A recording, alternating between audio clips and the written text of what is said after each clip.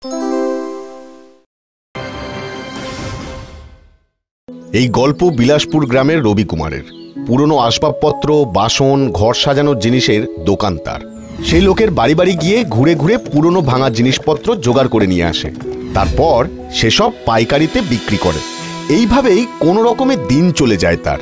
একদিন তার ঠেলা গাড়ি নিয়ে সারা গ্রামে ঘুরে ঘুরে দোকানে ফিরে এসে জিরিয়ে নিচ্ছিল রবি।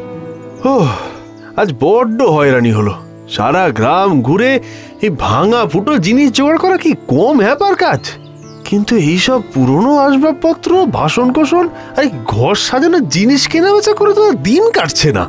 এইভাবে টেনে হিচড়ে কি তবে সারাটা জীবন কাটাতে হবে? আমি কি একটু সুখের মুখ দেখবো না? ওপরওয়ালা কি মুখ তুলে চাইবে না আমার দিকে? কে জানে কপালে কি লেখা আছে? ধুর, এইসব ৭-৫ ভেবেই বা কি করবো? তার চেয়ে বরং যেমন চলছে তেমনই চলুক।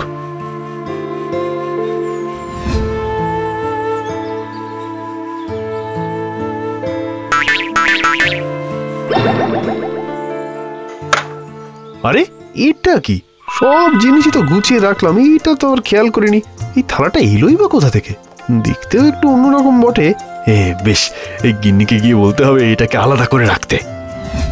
গিন্নি, ও গিন্নি, আরে গেলে কোথায়? ও কি হলো বলো তো? বলি ঘরে ঢুকতে না ঢুকতেই চিৎকার চেঁচামেচি করে বাড়ি মাথায় তুললে যে। আছে আছে গিন্নি, কারণ আছে বই কি। এই দেখো কি এনেছি। ও মা, থালার আবার দেখার কি আছে? ইস, কার কোন ব্যবহার করে ফেলে দেওয়া থালা তুলে নিয়ে দেখাতে চলে এলো। ছি ছি ছি ছি ছি। আরে না গো গিন্নি, ভালো করে দেখো, থালাটা আর ৫টা থালার মতো নয়। এই দেখছো না কিরকম চকচক করছে? একটু ঘষে পরিষ্কার করলে মনে হচ্ছে আরো চমকাবে। তোমার এই কুড়িয়ে পাওয়া থালা মাজতে আমার বয়েই গেছে। যাও, এক্ষুনি এটা বাকি ভাঙা ফুটো বাসনের মধ্যে ফেলে দিয়ে এসো, যাও। ঠিক আছে, এই থালার যখন তোমার কাছে কোনো দামই নেই, তাহলে তাই করি। সেই আবার থালাটা রাখতে আসতে হলো, কিন্তু কেন জানি আমার থালাটাকে কাজ ছাড়া করতে মোটেই ইচ্ছে করছে না। এরকম কেন হচ্ছে? থালাটা ফেলতে গিয়েও কেমন মায়া হচ্ছে। না না দূর, আমি বরং ওটাকে লুকিয়ে আবার বাড়িতেই নিয়ে যাই। এই থালাটার মধ্যে নিশ্চয়ই কিছু একটা ব্যাপার আছে, সেটাই দেখতে হবে।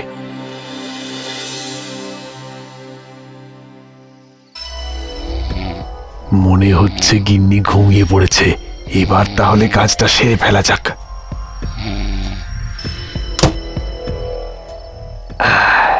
এই তো, এবার থালাটা ঘষে মেজে পরিষ্কার করে ফেলবো। ব্যবস্থা করাই আছে।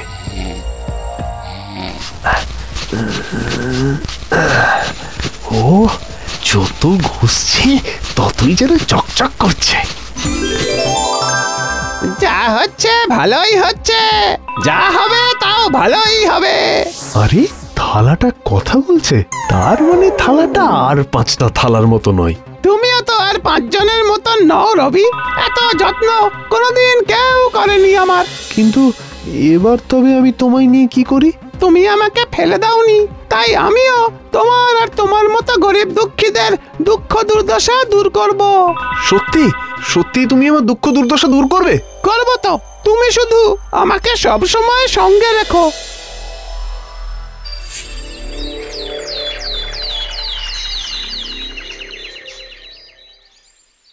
উফ, বড্ড ধকল গেল আজকে, শরীরটা যেন আর বইছে না। তবে আর কি, হাতে মুখে জল দিয়ে একটু জিরিয়ে নাও আগে, যাও। জিরিয়েই বা নি কোন লজ্জায় গিন্নি? তেমন তো রোজকারও কিছু হয়নি আজকে। এর নতুন কথা কি? এরকমই তো হয়। কবে আর তুমি রাজা উজির হয়ে ঘরে ঢুকলে শুনি? সবই আমাদের কপাল গিন্নি। তা বেশ তো, এখন তাহলে বসে কপাল চাপড়াও, আর কি। যা, গিন্নি তো কোনো কথা বোঝার চেষ্টা না করেই রাগ দেখিয়ে চলে গেল। ঘরে বাইরে কোনো জায়গাতেই বোধহয় একটু শান্তি পাবো না। এইভাবে মন খারাপ করো না রবি, আমি কিন্তু তোমাকে গুপ্তধনের সন্ধান দিতে পারি। সত্যি? তাহলে তোমার জীবনটাই বদলে যাবে। বলো আমায়, বলো কোথায় আছে সেই গুপ্তধন? এই দেখো, ভালো করে দেখো আমায়, আমাকে দেখলেই ঠিক পৌঁছে যাবে সেইখানে। এই তো দেখতে পাচ্ছি একটা পাহাড়, সেই পাহাড়ে ঝর্ণা। হ্যাঁ হ্যাঁ, আমাকে ওখানে পৌঁছতেই হবে। তবে মনে রেখো, সেখানে পৌঁছে কিন্তু তুমি তোমার মতো বাকি গরিব দুঃখীদের কথা ভুলে যেও না। তারা সবাই তোমার অপেক্ষাতে থাকবে। না না, আমি আর দেরি করব না। কাল সকালেই বেরিয়ে পড়বো ঝর্ণা পাহাড়ের উদ্দেশ্যে। ওখানে আমাকে পৌঁছতেই হবে।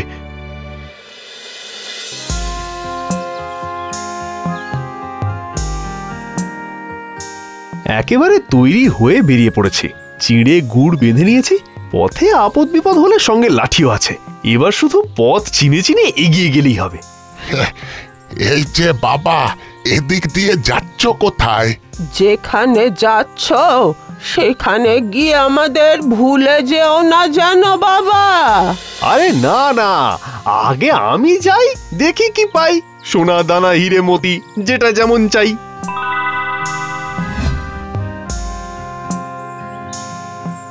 ও ভাই, যাও কোথায়?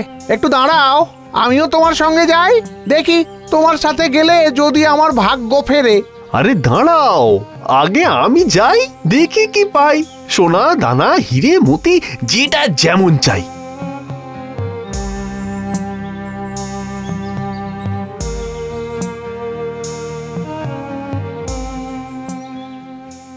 গ্রামের রাস্তা তো শেষ হয়ে গেল।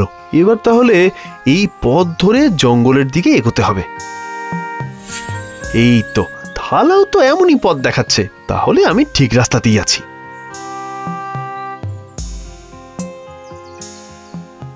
জঙ্গলি পথে যাবে? সে যাও, তবে আমাকে সঙ্গে নিলে পারতে। এই কাঠকুটো কুড়িয়ে আর দিন যে চলে না। আরে দাঁড়াও, আগে আমি যাই, দেখি কি পাই। সোনা দানা হিরে মতি, যেটা যেমন চাই।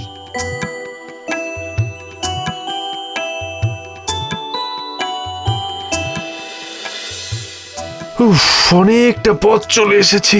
সন্ধ্যাও হয়ে আসছে। এবার একটু জিরিয়ে নিতে হবে, তারপর আবার চলা।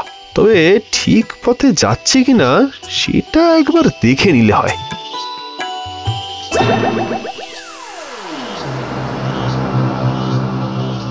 এই সেরেছে, এ কি বিপদ!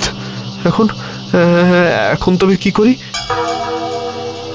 এই গাছটাতে উঠে পড়ি ঝপ করে।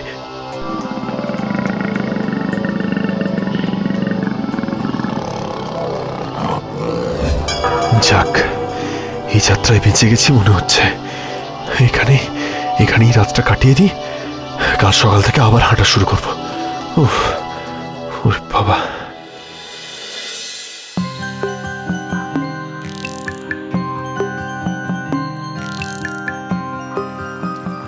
ওফ, এবার যে হাঁটতে হাঁটতে নদীর ধারে এসে পড়লাম। তবে কি নদী পেরিয়ে আবার অন্য পারে যেতে হবে নাকি? তার আগে দেখি তো থালা কি বলে।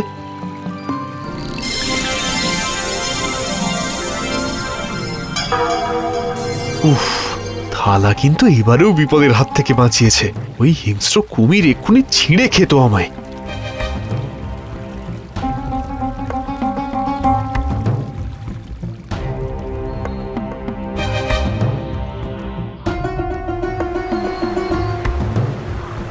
এবার তো মনে হচ্ছে সেই ঝর্ণা পাহাড়ে পৌঁছে গেছি।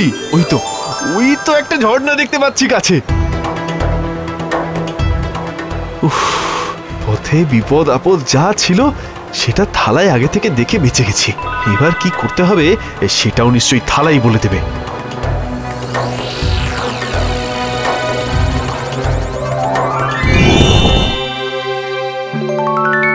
আরে আরে, এ কি?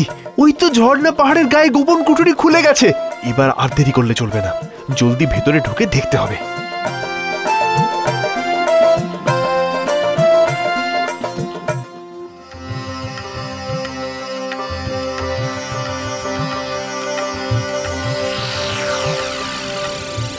এই তো যে গুপ্তধনের সন্ধানে বেরিয়েছিলাম, এটাই তো সেই গুপ্তধন। এবার শুধু যা পাবো হাতের কাছে তাই দিয়ে ঝোলা ভরে ফেলতে হবে। এই সব ধন সম্পত্তি আমার। আমি এই পৃথিবীর সব থেকে ধনী মানুষ। এই সবের মালিক আমি আমি আমি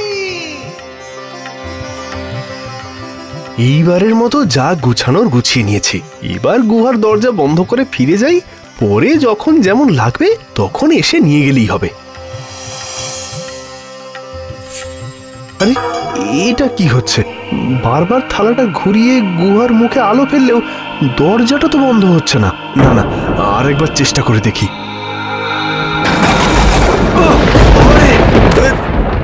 ছিটকে ফেলে দিল, কিন্তু এই যা, বাজ পড়ে থালাটাও দুটুকরো হয়ে গেল।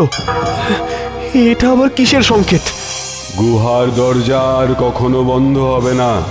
এই ধন সম্পত্তি এইসব তোমার একার নয়। এই ঐশ্বর্য দেখে তোমার বোধ শক্তি হারিয়ে গেছে।